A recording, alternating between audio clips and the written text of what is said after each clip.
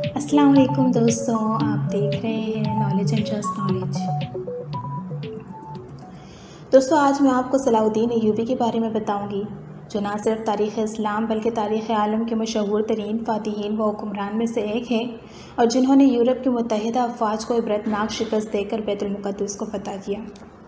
مزید جاننے سے پہلے اس ویڈیو کو لائک کیجئے، سبسکرائب کیجئے اور بیل آئیکن پر ضرور کلک کریں۔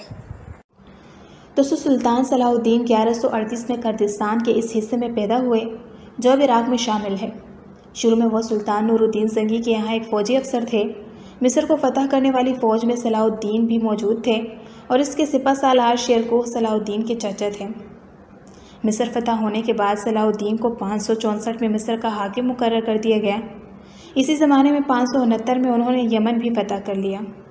نور الدین زنگی کے انتقال کے بعد صلاح الدین حکمرانی پر فائز ہوئے۔ دوستو، صلاح الدین اپنے کارناموں میں نور الدین زنگی پر بھی بازی لے گیا۔ ان میں جہاد کا جذبہ تھا اور بیت المقدس کی فتح ان کی سب سے بڑی خواہش تھی۔ مصر کے بعد صلاح الدین نے 1182 تک شام، موصل، حلب وغیرہ فتح کر کے اپنی سلطنت میں شامل کر لیے۔ اس دوران میں صلیبی سردار رینالڈ کے ساتھ 4 سالہ معاہدہ ہو چکا تھا، جس کی روز سے دونوں ایک دوسرے کی مدد کرنے کے پابند تھے، لیکن یہ معاہدہ محض کاغذی اور رسمی تھا۔ صلیبی مسلمانوں کے قافلوں کو لوٹ رہے تھے۔ رینالڈ نبی کریم صلی اللہ علیہ وآلہ وسلم کی شان میں گستاخیاں بھی کیا کرتا تھا۔ سلطان صلاح الدین ایوبی کو جب پتہ چلا تو آپ نے اس لشکر جرار کی سرکوبی کے لیے فوراً اقدامات کیے اور ان کا پیچھا کرتے ہوئے مقام حطین پر ان کو آ لیا۔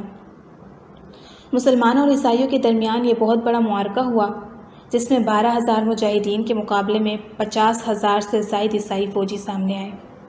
کئی دن شدت کی لڑائی جاری رہی۔ آخرکار اللہ تعالیٰ نے مسلمانوں کو فتح عطا فرمائی۔ صلیبیوں کے عادی فوجی مارے گئے اور باقی گرفتار ہو گئے۔ گرفتار ہونے والوں میں صلیبیوں کے 2 بڑے سردار ریجینالڈ اور بادشاہ گائی بھی شامل تھے۔ سلطان نے ریجینالڈ سے کہا، ہم نے تمہارے قتل کی 2 بار قسم اٹھائی تھی، ایک جب تم نے ہمارے ساتھ کیے گئے معاہدے کی خلاف ورزی کی اور حاجیوں کا قتل کیا، اور دوسرا جب تم نے مدینہ طیبہ پر حملے کا ناپاک منصوبہ بنایا۔ سلطان صلاح الدین ایوبی نے ریجینالڈ کا سر قلم کر کے اللہ تعالیٰ کا شکر ادا کیا۔ اس جنگ کے بعد مسلمانوں نے صلیبیوں کے تمام علاقوں پر قبضہ کر لیا۔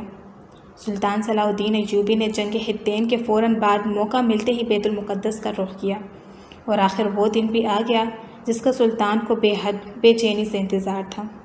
اسلامی لشکر نے بڑے زور سے حملہ کیا۔ 1 ہفتے تک خون ریزی جاری رہی اور پھر عیسائیوں نے ہتھیار ڈال کر رحم کی درخواست کر دی۔ حسن اتفاق سے بیت المقدس کی آزادی کا یہ وہی دن تھا جس دن نبی کریم صلی اللہ علیہ وآلہ وسلم نے یہاں جملہ انبیاء کی امامت فرمائی تھی۔ پورے 90 برس کے بعد قبلہ اول مسلمانوں کے قبضے میں آیا تھا۔ اس عظیم الشان فتح کے بعد ہر طرف دعا، تسبیح اور تکبیر کا شور تھا۔ مسلمانوں نے بیت المقدس میں جمعے کی نماز ادا کی، گویا مسلمانوں کو اسلام کی فتح اور اللہ تعالیٰ کی نصرت کھلی آنکھوں سے نظر آ رہی تھی۔ بیت المقدس پر مسلمانوں کے قبضے کی خبر سن کر پورے یورپ میں کہرام مچ گیا، جس کے نتیجے میں اٹلی، فرانس، جرمنی اور انگلستان سے 6 لاکھ فوجی متحد ہو کر فلسطین کی طرف نکل پڑے۔ سلطان صلاح الدین ایوبی کو جب اس لشکر جرار کی روانگی کی خبر ہوئی تو آپ نے ان کے مقابلے اور بیت المقدس کی حفاظت کے انتظامات مکمل کر لیے۔ یہ مسلمانوں اور عیسائیوں کے درمیان تیسری بڑی صلیبی جنگ تھی، جس میں اتحادی فوجوں کو سخت ناکامی کا سامنا کرنا پڑا اور آخرکار وہ معاہدہ کرنے پر مجبور ہو گئے۔ اللہ تعالیٰ نے سلطان صلاح الدین ایوبی کے ہاتھوں مسلمانوں کو ایسی عظیم کامیابی عطا فرمائی کہ اس کے بعد صلیبیوں نے دوبارہ کبھی حملے کی جرأت نہ کی اور 761 سال بیت المقدس مسلمانوں کے قبضے میں رہا۔ دوستو، سلطان صلاح الدین ایوبی مسلمانوں کے ایک عظیم، نڈر، بے باک اور انتہائی ہمت والے حکمران تھے۔ ان کی ہمت اور حوصلے نے پرچم اسلام کو سربلندی عطا فرمائی۔ ہجرت کے 589 سال بعد یہ عظیم قائد 57 سال کی عمر میں اس دنیا سے چل بسا، مگر دنیا کفر میں آج بھی ان کے نام سے خوف طاری ہو جاتا ہے۔ دوستو، آج جو کچھ کشمیر و فلسطین کے مسلمانوں کے ساتھ ہو رہا ہے، ہمیں پھر سے سلطان صلاح الدین ایوبی جیسے قائد کی ضرورت ہے۔ میری اللہ تعالیٰ سے دعا ہے کہ اللہ ہم مسلمانوں پر اپنا رحم فرمائے اور کشمیر و فلسطین کے مسلمانوں کو غلامی سے نجات دلائے، آمین۔ مجھے امید ہے کہ آج کی اس ویڈیو سے آپ کو کچھ نیا جاننے کو ملا ہوگا اور یہ ویڈیو آپ کو پسند آئی ہوگی۔ اگر یہ ویڈیو آپ کو اچھی لگی تو اسے لائک کیجیے اور مزید اس طرح کی انفارمیٹیو ویڈیوز کے لیے اس چینل کو ضرور سبسکرائب کریں۔ اب ملوں گی آپ سے نئی انٹرسٹنگ ویڈیو میں، تب تک کے لیے اپنا بہت سا خیال رکھیے گا۔ Thanks for watching this video. اللہ حافظ۔